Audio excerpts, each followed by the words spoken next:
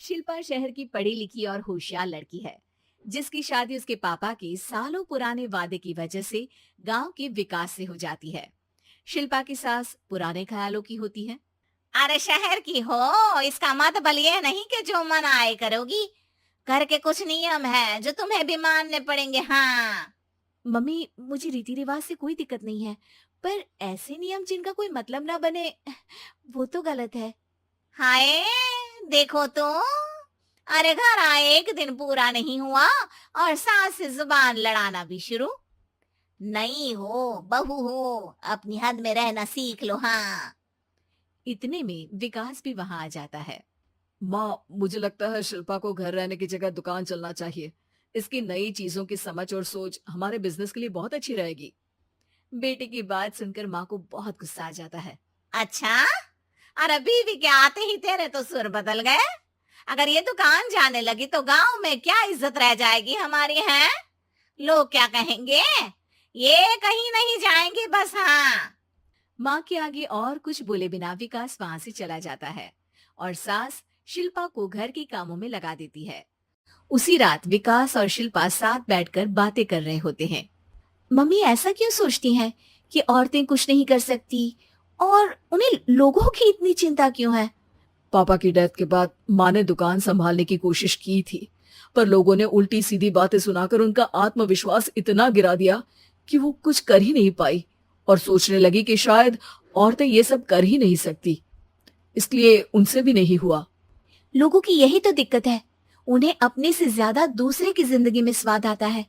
वैसे लोग जिनसे डरते हैं ना, उन्हें ही तोड़ने की कोशिश करते हैं। आप फिक्र मत करो, मम्मी की सोच बदलने का तरीका है मेरे पास।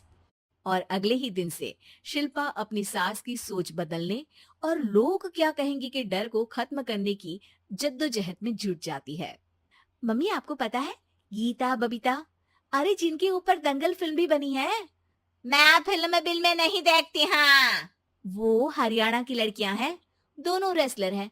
उन्होंने जब ये शुरू किया था ना, तो लोगों ने बहुत बातें बनाई, बुरा भला बोला, मजाक भी बनाया, लेकिन उन्होंने ना किसी की सुनी, ना अपने ऊपर से विश्वास खोया और ना ही हार मानी।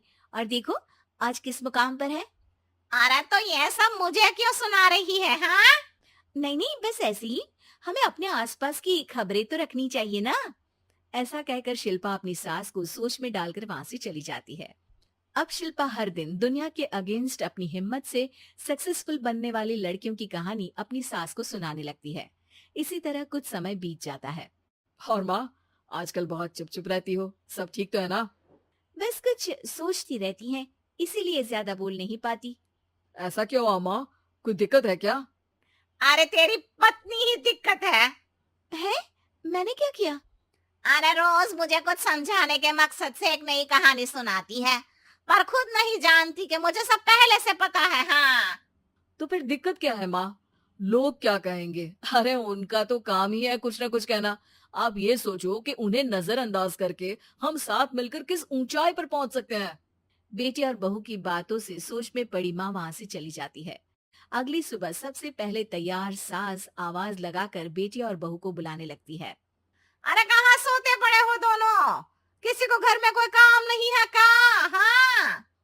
सास की आवाज सुन शिल्पा भागती हुई कमरे से बाहर निकल आती है, जिसके पीछे विकास भी बाहर आ जाता है। मम्मी, आप इतनी सुबह तैयार होकर कहाँ जा रही हैं? अरे किसी नई शुरुआत से पहले भगवान का आशीर्वाद बनता है या नहीं? मैं सीधा दुकान जाऊंगी, तुम काम निपटा कर आ जाना है। सास की बात सुन शिल्पा और विकास खुशी से फूले नहीं समाते। ये हुई ना मेरी माँ वाली बात।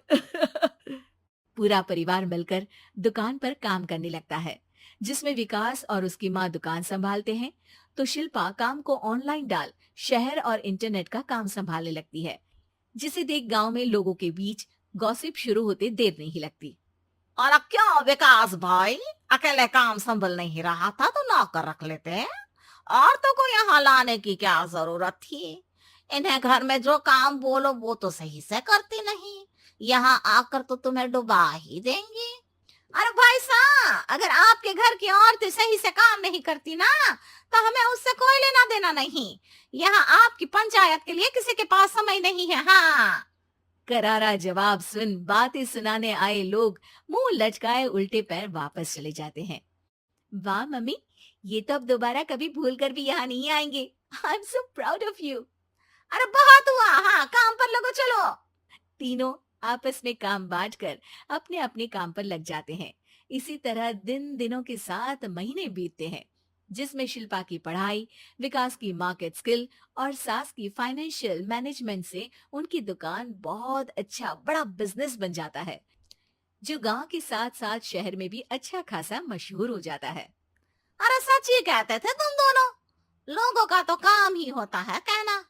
अब हमें सुनना है या नजरअंदाज करना है वो तो हमारे ऊपर है। हाँ आपकी शुरुआत में गालियां और आसमान छूने पर तालियां, ऐसे लोगों का तो काम ही है पलटना।